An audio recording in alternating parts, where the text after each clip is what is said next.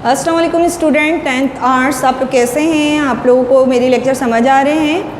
हम general science का lecture लेना जा रहे हैं। आज यूनिट हमारा 7 है, उन्वान हमारा एनर्जी है। अभी आपको मैंने पहले 6 लेक्चर में बताया था इलेक्ट्रिसिटी पैदा करने के रिवायती तरीके में hydro electric power, thermal power हम कर चुके हैं। अब हम न्यूक्लियर पावर प्लांट करेंगे।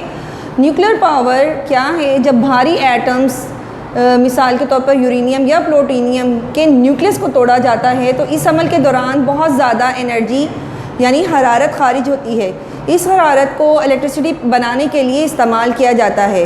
इलेक्ट्रिसिटी बनाने के इस अमल को न्यूक्लियर फिशन कहते हैं। ये अमल न्यूक्लियर रिएक्टर में किया जाता है और न्यूक्लियर रिएक्टर्स की दीवारों को कंक्रीट से महफूज किया जाता है ताकि न्यूक्लियर रेजिस जो होती हैं, ख़तरनाक रेजिस, वो बाहर खारिज ना हो सकें।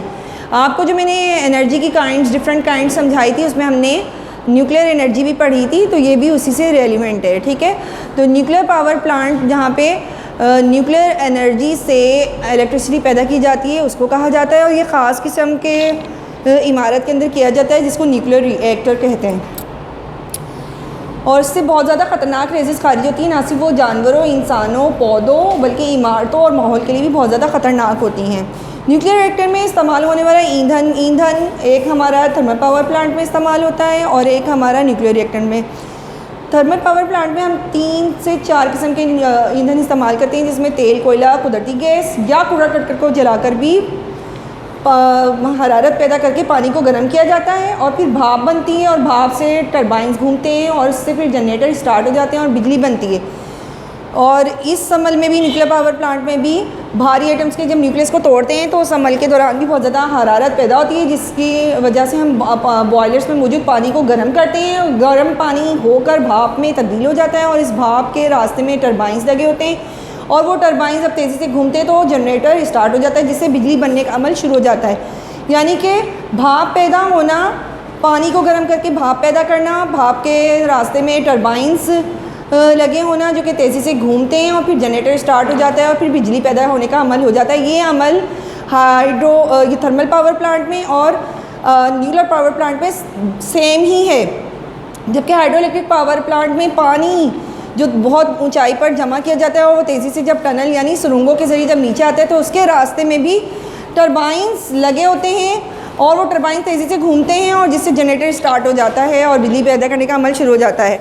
इसमें हाइड्रो इलेक्ट्रिक पावर में पानी को इस्तेमाल किया जाता है, जबकि न्यूक्लियर पावर प्लांट में भारी एटम्स के न्यूक्लियस को तोड़ के हरारत पैदा की जाती है और थर्मल पावर प्लांट में तेल, कोयला, गैस या कूड़ा करकट को जला के भाप बनाई जाती है पानी को गर्म करके। बाकी सारा प्रोसेस सब में सेम ही है कि भाप पैदा हो रही है और टरबाइंस घूम रहे हैं और जनरेटर स्टार्ट हो रहा है और बिजली बन रही है।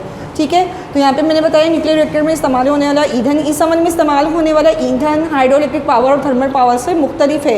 हाइड्रो इलेक्ट्रिक पावर में पानी, जबकि थर्मल पावर प्लांट में तेल, कोयला, कुदरती गैस या कूड़ा करकट को बतौर ईंधन इस्तेमाल किया जाता है।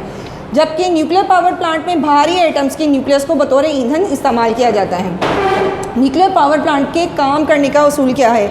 इस पावर प्लांट में भारी एटम्स के जब न्यूक्लियस को तोड़ा जाता है तो बहुत ज़्यादा हरारत खारिज होती है जिससे बॉयलर्स में मौजूद पानी गर्म होकर भाप में तब्दील हो जाता है। फिर भाप के रास्ते में टरबाइंस लगे होते हैं जैसे कि थर्मल पावर प्लांट में भी था, जो तेज़ी से घूमते हैं जिसकी वजह से उनसे जुड़े जनरेटर स्टार्ट हो जाते हैं और बिजली बनने का अमल शुरू हो जाता है। ये सेम काम है कि भाप बनना, पानी का गर्म होना और भाप बनना और भाप के रास्ते में टरबाइंस का घूमना और घूमने से जनरेटर स्टार्ट हो जाना और बिजली बनने का अमल थर्मल पावर प्लांट में भी और न्यूक्लियर पावर प्लांट में भी सेम ही है, सिर्फ इनका ईंधन का फ़र्क है। ओके, इसका फ़ायदा क्या है? इस अमल में थर्मल पावर प्लांट के मुकाबले में बहुत ज़्यादा एनर्जी यानी इलेक्ट्रिसिटी पैदा होती है। मसलन 1 किलो अगर कोयला हम जलाते हैं तो उससे जो बिजली हासिल होती है इसके मुकाबले में न्यूक्लियर पावर प्लांट में 1 किलो न्यूक्लियर ईंधन से जो बिजली पैदा होगी वो 10 लाख गुना ज़्यादा होगी थर्मल पावर प्लांट से। ठीक है, ये इसका फ़ायदा है। दूसरा इसका नुकसान क्या है? इस अमल के दौरान बहुत ज़्यादा ख़तरनाक न्यूक्लियर रेजिस खारिज होती हैं जो ना सिर्फ इंसानों, जानवरों के लिए बहुत ज़्यादा नुकसानदेह होती हैं बल्कि इमारतों और पौधों वगैरह और माहौल के लिए भी बहुत ज़्यादा ख़तरनाक होती हैं। अगर ये रेजिस इंसानों पर या जानवरों पर पड़ जाएं तो वो फौरी तौर पर उनकी मौत भी वाक़ हो सकती है, उनकी जीन्स में तब्दीली आ जाती है। सही, और ये रेजिस माहौल में खारिज हो जाएं तो माहौल को बहुत ज़्यादा आलूदा कर देती है जिसकी वजह से ख़तरनाक किस्म की फ़िज़ाई आलूदगी पैदा होती है जिससे आबी और ज़मीनी आलूदगी भी पैदा हो जाती है। इसका जितना फ़ायदा है कि कम मिक़दार में हम ज़्यादा एनर्जी हासिल कर सकते हैं, बिजली की ज़्यादा मिक़दार पैदा कर सकते हैं, लेकिन इसका जो न्यूक्लियर वेस्ट है वो बहुत ज़्यादा डेंजरस है और अभी तक साइंटिस्ट जो हैं उसको ठिकाने लगाने का अमल सही तरीके से दरियाफ़्त नहीं कर सके। अगर वो उसको पानी में रखते हैं तब पानी में वो रेज़िस खारिज कर देता है, अगर वो ज़मीन की तह में रखते हैं तो ज़मीन को वो आलूदा कर देता है। अगर वो कहते हैं कि हम इसको जमा करके रॉकेट के ज़रिए भर कर ख़ला में भेज दें तो उनको डर होता है कि ख़ला में अगर रॉकेट फट जाए तो ये सारा न्यूक्लियर वेस्ट जो है वो ज़मीन पर आकर तबाही मचा देगा। तो अभी तक इसके न्यूक्लियर वेस्ट को भी ठिकाने लगाने का कोई प्रॉपर तरीका ईजाद नहीं हुआ।